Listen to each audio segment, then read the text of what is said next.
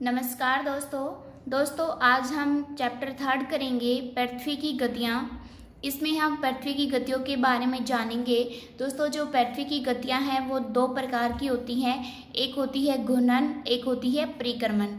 जो घूर्णन क्या होती है, जब पृथ्वी अपने ही अक्ष पर घूमती है तो वो क्या कहलाती है, उसकी घूर्णन गति कहलाती है। और जो परिक्रमण होती है वो क्या होती है, जब पृथ्वी सूर्य के चारों ओर घूमती है तो वो उसकी क्या कहलाती है, परिक्रमण गति कहलाती है।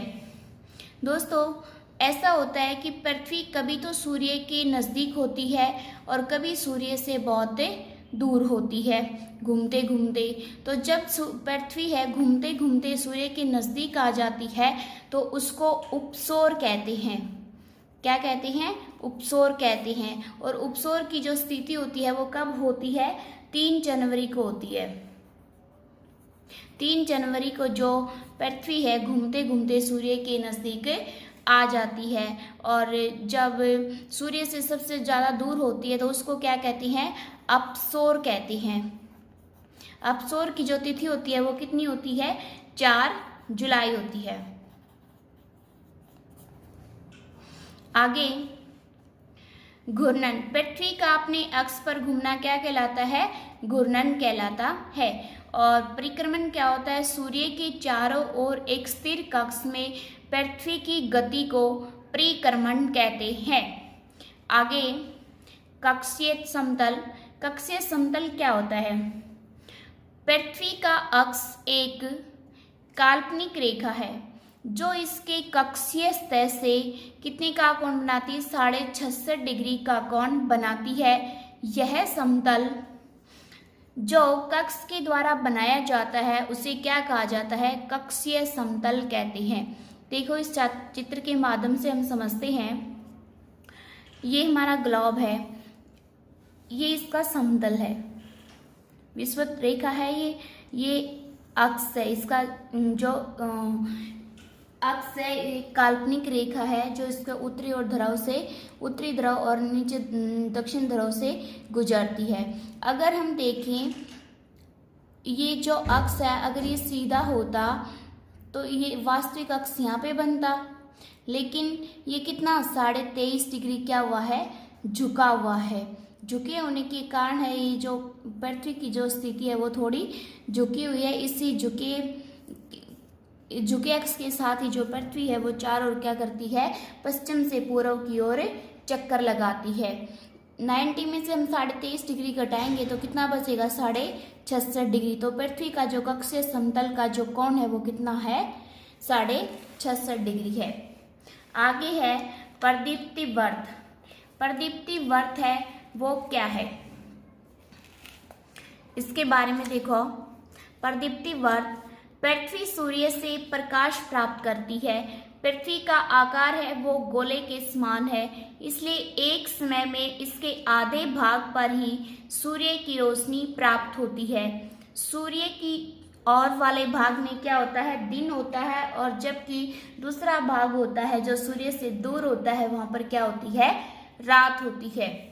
देखो इसमें ये चित्र में दिखाया गया है कि जो भाग सूर्य के सामने होता है वहाँ पर क्या होगा, प्रकाश होगा।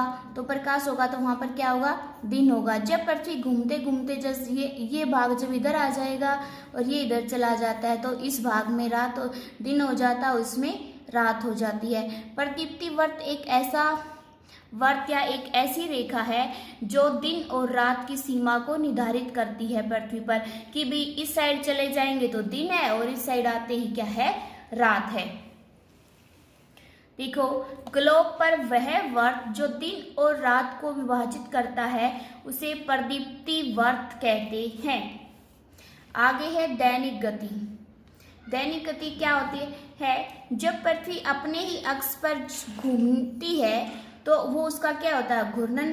और जब घूर्णन करने में अपने ही अक्ष पर जो पृथ्वी का जो घूर्णन काल का जो समय होता है वो कितना है, 24 घंटे है। तो 24 घंटे यानी कि एक दिन, ये पृथ्वी का क्या कहलाता है? घूर्णन काल। इसको ही पृथ्वी की क्या कहते हैं? दैनिक गति कहते हैं। पृथ्वी अपने अक्ष पर एक चक्कर पूरा करने में 24 घंटे का समय लेती है। घूर्णन के समय काल को पृथ्वी दिन कहा जाता है। यह पृथ्वी की क्या कहलाती है? दैनिक गति कहलाती है। आगे ये थी पृथ्वी की दैनिक गति। आगे है दोस्तों, जब पृथ्वी सूर्य के चारों ओर चक्कर लगाने में कितना समय लेती है? 365 सही 1/4 यानी कि 365 दिन और 6 घंटे का समय लेती है। ये 6 घंटे, हम ये बोलते हैं कि हमारे साल में कितने दिन होते हैं? 365 दिन। और 4 साल के बाद एक ऐसा दिन आता है कि हर 4 साल में कि 365 की बजाय दिनों की संख्या वो कितनी होती है? 366। ये 366 क्यों होती है? क्योंकि ये जो 6 घंटे हैं हर 4 साल के मिला करके कितने हो जाते हैं? 24। तो 24 का एक दिन बन जाता है। और ये 24 के ये जो एक दिन बनता है इसको फरवरी के महीने में ऐड कर देते हैं, इसीलिए उस वर्ष है वो दिनों की संख्या वो क्या होती है? 366 दिन होते हैं। और 366 दिन जिस वर्ष में होते हैं उसको क्या कहा जाता है? लीप वर्ष कहा जाता है। आगे पृथ्वी की दूसरी गति जो सूर्य के चारों ओर कक्ष में होती है उसे क्या कहते हैं? परिक्रमण कहा जाता है। पृथ्वी एक वर्ष या 365 सही 1/4 दिन सूर्य का एक चक्कर लगाती है। हम लोग एक वर्ष में 365 दिन का मानते हैं। 4 वर्षों में प्रत्येक वर्ष के बचे हुए 6 घंटे हैं वो मिलकर एक दिन यानी कि 24 घंटे के बराबर हो जाते हैं। इसके अतिरिक्त दिनों को फरवरी के महीने में जोड़ा जाता है।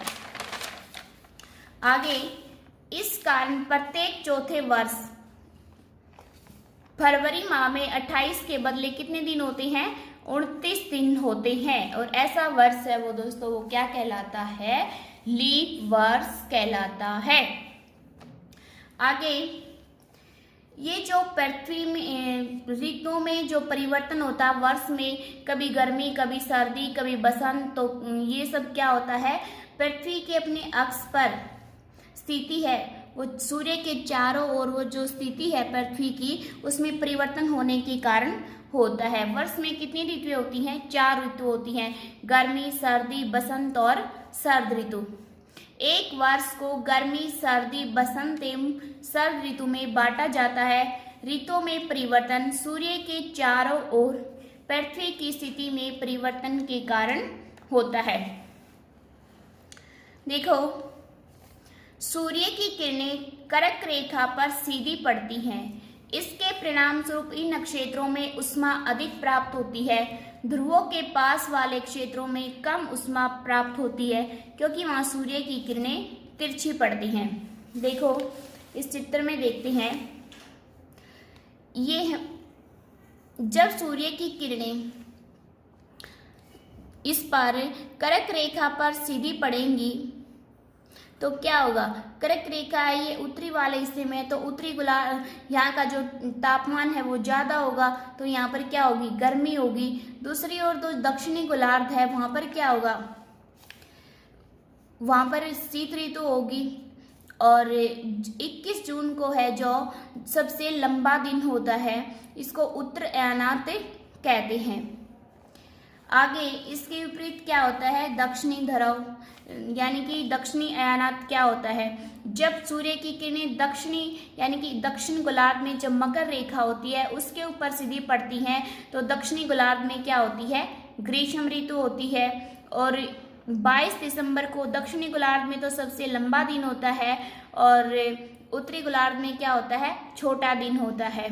दोस्तों आपने सुना होगा कि ऑस्ट्रेलिया में ग्रीष्म ऋतु में क्रिसमस पर्व क्यों मनाया जाता है? हम तो उत्तर गोलार्ध में उत्तर भाग में रहते हैं, इसलिए है क्या है कि हमारा जो क्रिसमस पर्व आता है वो सर्दी ऋतु में आता है। लेकिन ऑस्ट्रेलिया है वो वहाँ पर ग्रीष्म ऋतु में क्यों मनाया जाता है? क्योंकि जो ऑस्ट्रेलिया है वो दक्षिणी गोलार्ध में पड़ता है और उस समय पर वहाँ पर दक्षिणी गोलार्ध में क्या होती है, गर्मी होती है।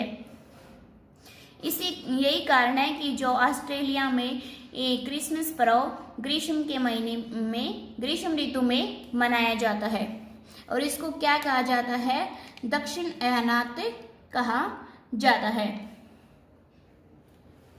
आगे, उत्तरी ध्रुव सूर्य की तरफ झुका होता है तथा उत्तरी ध्रुव रेखा के बाद वाले भागों पर लगभग 6 महीने तक लगातार क्या रहता है, दिन रहता है। जब उत्तरी ध्रुव सूर्य की तरफ झुका होता है तो उत्तरी ध्रुव रेखा के बाद वाले भागों में क्या होता है, ध्रुवों पर 6 महीने का दिन और 6 महीने की क्या होती है दोस्तों, रात होती है।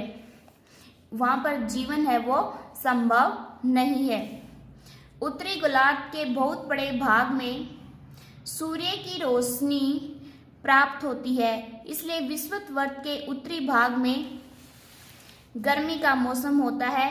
21 जून को इन क्षेत्रों में सबसे लंबा दिन और क्या होती है, सबसे छोटी रात होती है। पृथ्वी की इस अवस्था को क्या कहते हैं, उत्तर अयानात कहते हैं। जब कर्क रेखा पर किरणें हैं वो सीधी पड़ती हैं सूर्य की, तब वहां पर क्या होती है, गर्मी होती है और दक्षिणी गोलार्ध में क्या होता है, शीत ऋतु होती है।